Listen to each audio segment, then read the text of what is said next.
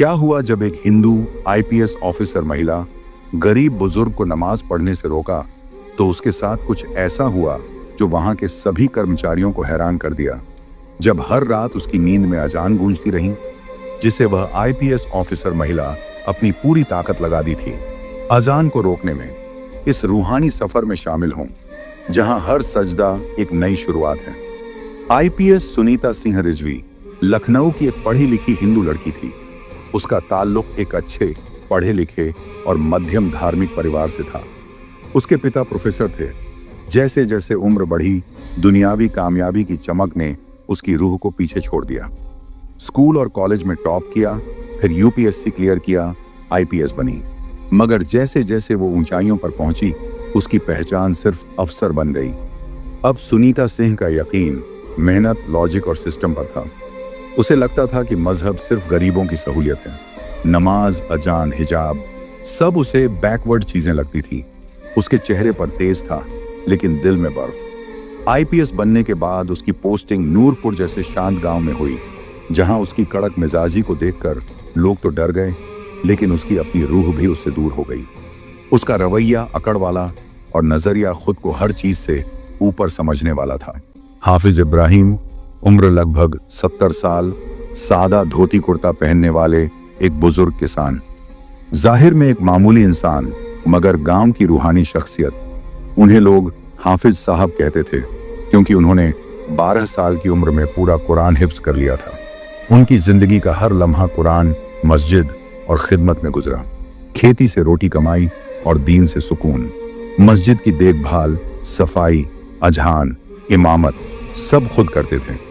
गांव के छोटे बड़े हर शख्स उन्हें सलाह के लिए बुलाता। उनकी आवाज में नरमी, आंखों में नूर और बातों में असर था। जब वो नमाज में खड़े होते तो पीछे पूरी कौम खड़ी होती। उनके लिए मस्जिद सिर्फ इबादत की जगह नहीं, बल्कि अल्लाह से रिश्ता निभाने का दर था। उन्होंने कभी किसी से ऊंची आवाज में बात नहीं की, लेकिन जब बात दीन की होती तो उनका लहजा लोहे जैसा मजबूत हो जाता। जहां अजान के साथ सूरज उगता था और ईशा के साथ गांव सो जाता था। नूरपुर एक छोटा सा गांव जहां तकरीबन 800 घर थे। लोग सादा जिंदगी जीते थे, किसान, मजदूर, छोटे व्यापारी, मगर उनका सबसे बड़ा खजाना था ईमान। यहाँ की मस्जिद, जिसे लोग नूर मस्जिद कहते थे, गांव के दिल में बनी थी। मस्जिद से दिन की शुरुआत होती और वहीं खत्म होती। बच्चों को कुरान की तालीम, बड़ों को मस्जिद में बैठकर जिक्र, यही गांव की रूह थी। गांव में पहले कभी कोई बड़ी गड़बड़ी नहीं हुई थी, मगर सुनीता सिंह के आने के बाद जैसे हवाओं में सख्ती आ गई थी।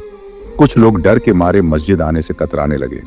अजान की आवाज पर शिकायतें आने लगी और अल्लाह का नाम धीरे धीरे दबाया जाने लगा। नूरपुर गांव में सुनीता सिंह की तैनाती को अभी कुछ ही हफ्ते हुए थे।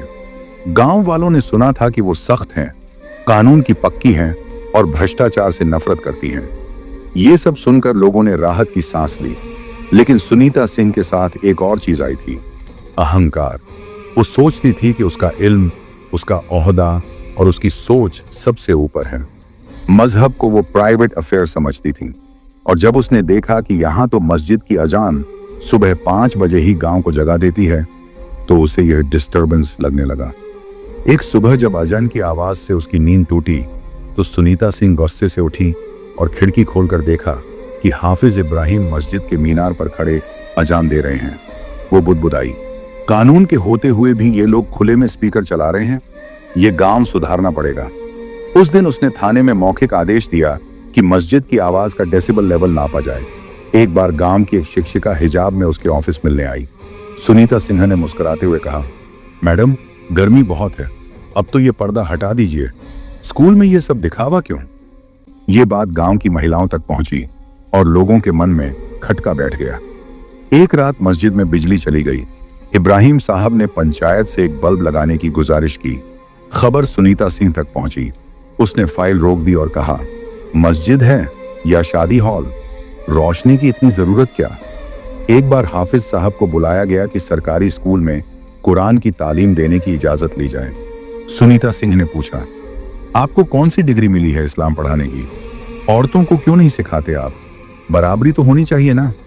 हाफिज साहब कुछ नहीं बोले, सिर्फ इतना कहा, जो कुरान को अल्लाह का कलाम नहीं मानता, वो उसे पढ़ा भी नहीं सकता, समझ भी नहीं सकता। उसे लगता था कि गांव के लोग पुराने ख्यालों वाले हैं।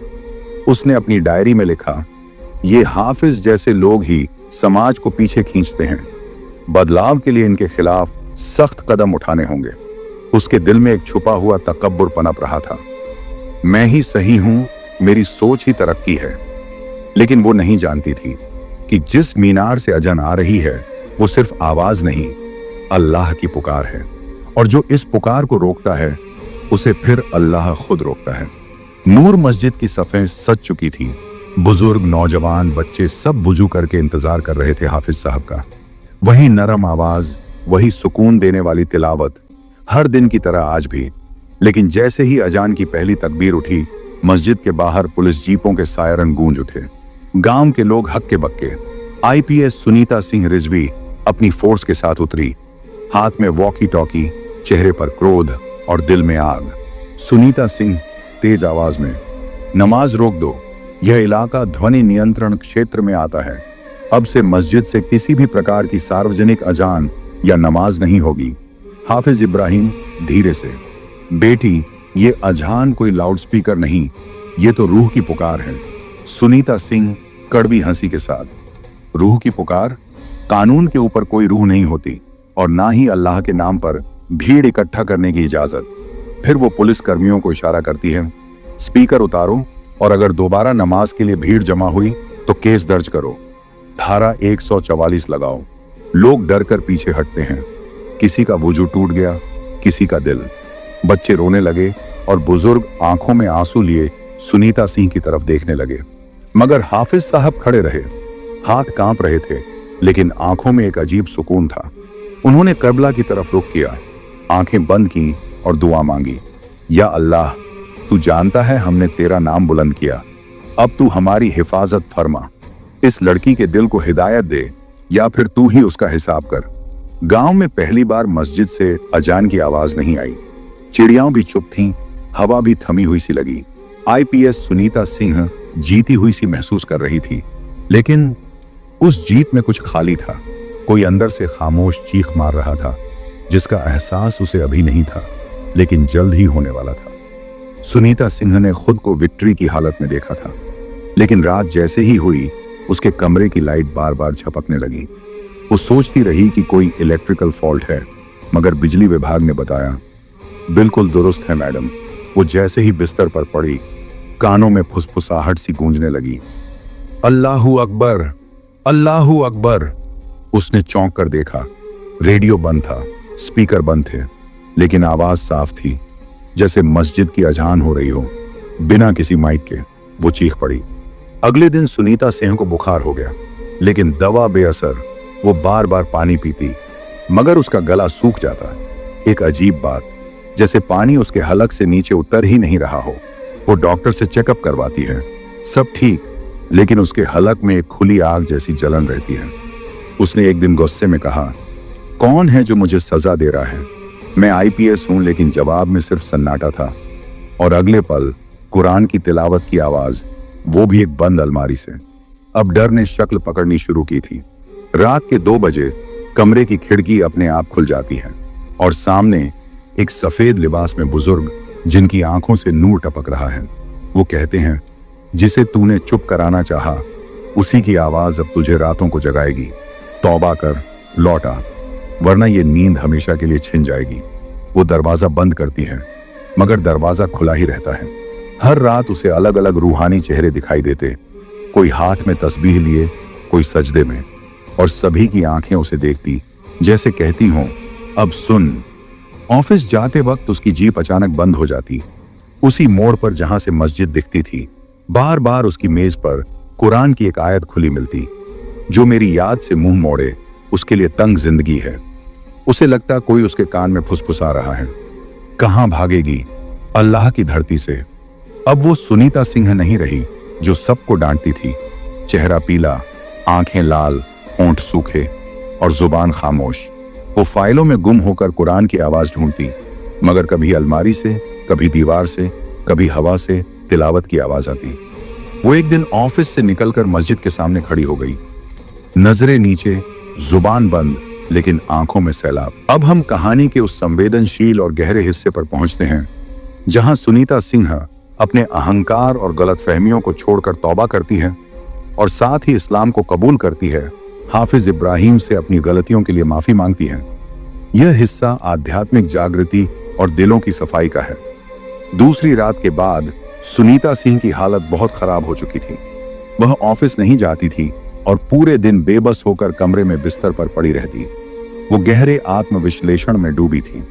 उसकी आंखों में वही चेहरा था, हाफिज इब्राहिम का, और वो आवाज जो कभी शांत होती थी अब उसे रात रात भर सुनाई देती थी। अजान, कुरान की तिलावत, धर्म की आवाज, और वह खुद जो समझ चुकी थी कि उसने इन सब का अपमान किया था। एक दिन उसने गांव के फातिमा नाम की लड़की को कुरान के साथ अपने कमरे बुलाया और कमरे को बंद किया और फातिमा से नर्म आवाज में कहा कि कुरान पढ़कर मुझे हिंदी में इसका मतलब बताऊं। फातिमा कुरान पाक निकालकर पढ़ने लगी। आखिरकार उस किताब में उसे कुछ ऐसा बात समझ आया, एक आयत जिसने उसकी आंखों से आंसू बहा दिए और उसकी दिल को छू लिया। सचमुच अल्लाह अपने बंदों की तौबा स्वीकार करता है। उसके मन में हलचल मच गई। उसने गहरे पश्चाताप से दुआ की, या अल्लाह, तू ही मेरी मदद कर। मैंने बहुत गलतियां की हैं। मुझसे और लोगों से माफी मांगने का हौसला दे। एक दिन सुनीता सिंह गांव में एक बूढ़ी महिला के पास पहुंची। यह महिला अक्सर मस्जिद के पास बैठी मिलती थी और उसके चेहरे पर वो शांति थी जो सुनीता सिंह ने कभी देखी नहीं थी। वो महिला, जिसे गांव वाले रूहानी मां कहते थे, सुनीता सिंह की आंखों में दर्द देख चुकी थी। महिला मुस्कुराते हुए, तुमने क्या खो दिया है बेटा? जिंदगी में अगर तौबा करोगी तो वो दर्द नहीं रहेगा, लेकिन तौबा सिर्फ अल्लाह से नहीं, खुद से भी करनी होती है। फिर महिला ने सुनीता सिंह को कुछ और आयतें पढ़ने के लिए दी। जो लोग तौबा करते हैं और अपनी जिंदगी को सही रास्ते पर लाते हैं, अल्लाह उनका हाल बेहतर करता है। कुछ दिन बाद सुनीता सिंह ने हिम्मत जुटाई और हाफिज इब्राहिम के पास जाने का निर्णय लिया। उसने सोचा, क्या हाफिज इब्राहिम मुझे माफ करेंगे? वह जानती थी कि उसने उस बुजुर्ग का दिल तोड़ा है और अब उसे अपने के पर पछतावा हो रहा था। हाफिज इब्राहिम के घर पहुंचने पर उन्होंने सुनीता सिंह को देखा और बिना कुछ कहे बस मुस्कुरा दिया। सुनीता सिंह घुटनों के बल उनके सामने बैठ गई और फूट फूट कर रोने लगी, आंखों में आंसू। हाफिज साहब, मैंने बहुत गलत किया। मैंने आपके और अल्लाह के नाम को गलत समझा। मेरी नजर की गलतियों के लिए मैं सच्चे दिल से तौबा करती हूँ। कृपया मुझे माफ कर दीजिए। हाफिज इब्राहिम शांत और दयालु, बेटी, तूने अल्लाह से दुश्मनी की, हमसे नहीं। अल्लाह का दरवाजा कभी बंद नहीं होता और हमें भी तुझसे कोई गम नहीं। तूने जो किया उसकी माफी उसी से मांग। जिंदगी का असली मकसद यही है कि हम हर दिन खुद को बेहतर बनाएं और अल्लाह से सच्ची तौबा करें। उनकी बातें सुनकर सुनीता सिंह का दिल सुकून से भर गया। उस पल में उसने महसूस किया कि गलतियां इंसान से होती हैं, लेकिन सच्ची तौबा इंसान को अल्लाह से फिर से जोड़ देती है। सुनीता सिंह ने अपने जीवन में बदलाव की शुरुआत की। वो अब न केवल कानून को पालन करती थी, बल्कि वह अपनी रोजमर्रा की जिंदगी में भी इंसाफ, दया और हुस्न ए इखलाक की राह पर चलने लगी। वह मस्जिद जाती और वहां हाफिज इब्राहिम से कुरान की तिलावत सुनती। अब उसकी आत्मा को शांति मिली थी और दिल में एक सुकून था जो पहले कभी महसूस नहीं हुआ था। सुनीता सिंह जब तौबा करती है और अल्लाह की ओर रुख करती है तो उसे अपने अंदर एक गहरी शांति का एहसास होने लगता है। वह रोज नमाज पढ़ने की कोशिश करती है और इस्लामिक तालीम को समझने की ओर बढ़ती है। कुरान और हदीसों को पढ़ते हुए वह एक हदीस पर ठहर जाती है। नमाज मोमिन की मेराज है, हदीस शरीफ। यह हदीस उसे यह समझाने में मदद करती है कि नमाज केवल एक इबादत नहीं, बल्कि एक रूहानी यात्रा है जो मोमिन को सीधे अल्लाह के करीब ले जाती है। इस हदीस का उसे गहरा एहसास होता है और वह नमाज के माध्यम से अपने दिल और रूह को शांति महसूस करती है। एक दिन सुनीता सिंह जब हाफिज इब्राहिम से मिलने जाती है तो उन्हें अपनी मुश्किलें बताती हैं। हाफिज इब्राहिम उसे एक और हदीस सुनाते हैं, अल्लाह सब्र करने वालों के साथ है। यह हदीस उसे सिखाती है कि सच्चा सब्र न केवल धैर्य का प्रतीक है, बल्कि यह अल्लाह की मदद और मार्गदर्शन को आकर्षित करने का एक तरीका है। सुनीता सिंह महसूस करती है कि उसे अब अपने गमों और पछतावे पर सब्र करना होगा और इंसाफ की राह पर चलना होगा। एक दिन सुनीता सिंह जब मस्जिद में बैठी होती है तो उसकी नजर एक हदीस पर पड़ती है। तौबा करने वाला ऐसा है जैसे उसने कभी गुनाह किया ही नहीं। हदीस शरीफ। ये हदीस सुनीता सिंह के लिए एक नया जन्म लेकर आती है। उसे समझ में आता है कि तौबा केवल एक शब्द नहीं, बल्कि यह एक गहरी आध्यात्मिक प्रक्रिया है जो इंसान को अपने गुनाहों से निजात दिलाती है। उसकी तौबा को अल्लाह ने कबूल किया और अब वह एक नई जिंदगी की शुरुआत करती है, जिसमें वह न केवल दूसरों के लिए एक अच्छा इंसान बनती है, बल्कि खुदा के साथ भी अपने रिश्ते को सुधारती है। इस दौरान सुनीता सिंह की जिंदगी में कई बदलाव आते हैं।